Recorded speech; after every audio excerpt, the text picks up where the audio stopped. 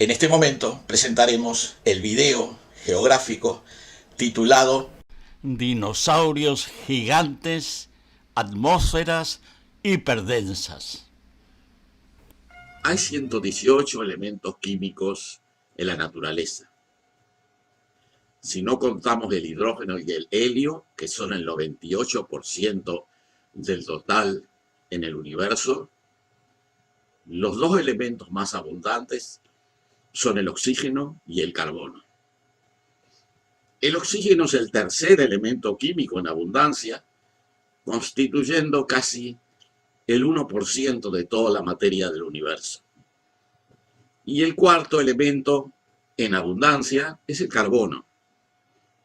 Y estos dos elementos explican muchas cosas, entre ellas la existencia de la vida y nuestra propia existencia.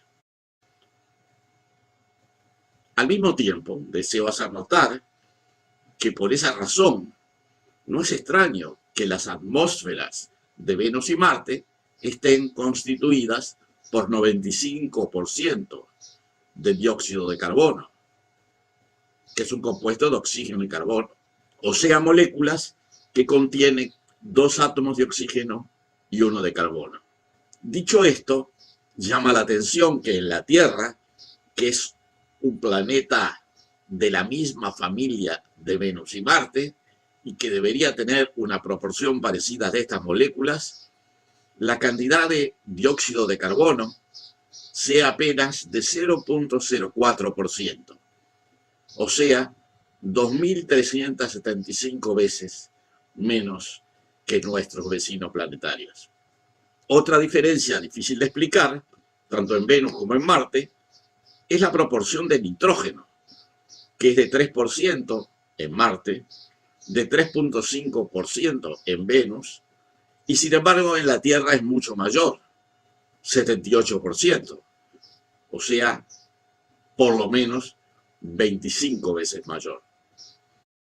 Uno puede pensar que originalmente, luego de su formación como planeta en la Tierra, también podría haber habido 95% o una cantidad semejante de dióxido de carbono y también algo así como 3% de nitrógeno.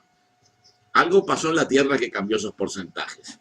Y al mismo tiempo uno puede razonar que al disminuir la cantidad de CO2, o sea, dióxido de carbono, a niveles mínimos, de 95% a 0,04%, eso habría llevado a que el porcentaje de nitrógeno aumentará significativamente.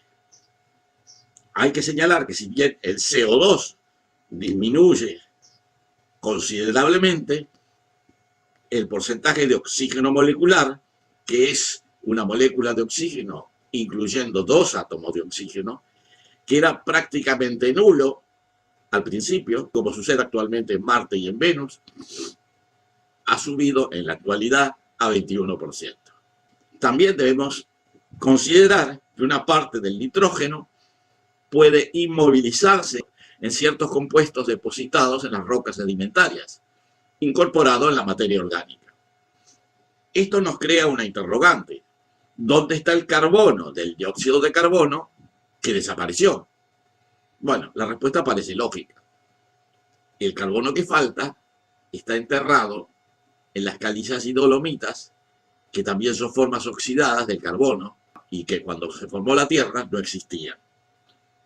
Por otra parte, también es bueno recordar que el carbono se renueva a partir de las surgencias de hidrocarburos, como gas natural, metano, sobre todo, o petróleo, y que al llegar a la superficie aparece a menudo oxidado como dióxido de carbono. Hay una teoría que sostiene, que es dominante, que tanto el gas natural como el petróleo son el resultado de materia orgánica que fuera enterrada en sedimentos en el pasado. Esta teoría es refutada por Thomas Gold, que piensa que la mayoría de los hidrocarburos proviene del interior del manto de la Tierra. O sea, que reconstruyendo hacia el pasado podemos imaginar una atmósfera original con la densidad necesaria para que el nitrógeno pasara del 3% original al 78% actual, y para ello tenemos que agregar un volumen de aire, de atmósfera, de 2.500 a 3000% adicional. Incluso sería algo más si pensamos que parte del nitrógeno está inmovilizado. O sea, que podemos plantear la hipótesis de que a la atmósfera actual habría que multiplicarla por 50 o 60 para lograr la densidad original del planeta, o por lo menos la densidad original durante el período Mesozoico, Jurásico y Cretácico. Esto determinaría que la presión atmosférica en la superficie sería 50 o 60 veces mayor que la actual. Según David Esker, autor de la teoría de los dinosaurios, Dinosaur Theory, La densidad de la atmósfera esta podría haber sido 300 a 400 veces mayor que la actual, lo cual justificaría que los dinosaurios en el Jurásico, Cretácico, crecieran a un gran tamaño, adquiriendo una cierta flotabilidad, o como se dice en inglés, buoyancy, que permitiera que sus esqueletos resistieran su enorme peso, y justificaría el desarrollo de esas tremendas colas que tenían los dinosaurios, y que los gigantescos reptiles voladores, los llamados pterosaurios, pudieran volar. Los pterosaurios podían llegar a tener cientos de kilos de peso. y envergadura de las alas de 8, 10 e incluso 12 metros. Las características de una atmósfera hiperdensa, según David Esker, serían las siguientes. 1. El dióxido de carbono es el gas más abundante en la atmósfera. 2. No hay hielo en los polos ni en los picos de las montañas. 3. Existe casi la misma temperatura en todas partes, independientemente de la latitud. Hay vertebrados terrestres gigantescos. Los vertebrados terrestres desarrollan una forma distinta. 4. Con la cola y las patas traseras mucho más grandes y fuertes que sus patas delanteras.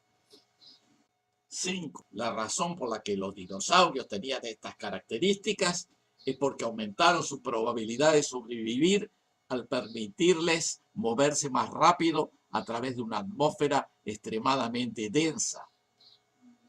Y 6. Resulta mucho más fácil para vertebrados lograr el vuelo. Incluso los reptiles de bajo metabolismo logran volar y se convierten en los vertebrados voladores más grandes que jamás hayan existido. Tampoco hay que olvidar que al haber una atmósfera mucho más densa, los átomos de oxígeno eran mucho más abundantes, ayudando la oxigenación de la sangre en los grandes cuadrúpedos.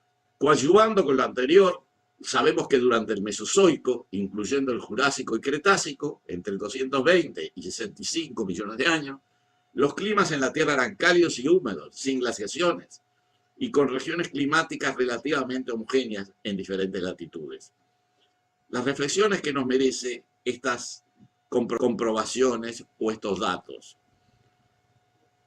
Comparando con Venus y Marte y probablemente con la Tierra en tiempos mesozoicos, el porcentaje de dióxido de carbono en la Tierra actual es extremadamente escaso.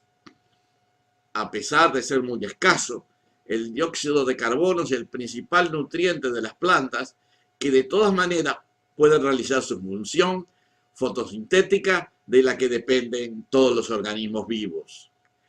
También señalar que el carbono, que constituye la base de toda la materia orgánica, es el resultado de la extracción del dióxido de carbono de la atmósfera. Al mismo tiempo, considerar que el aumento del dióxido de carbono provoca incremento de la función fotosintética y de la producción de materia orgánica, y por supuesto de la producción agrícola. En cuanto al rol de gas de invernadero del dióxido de carbono, se generan ciertas dudas.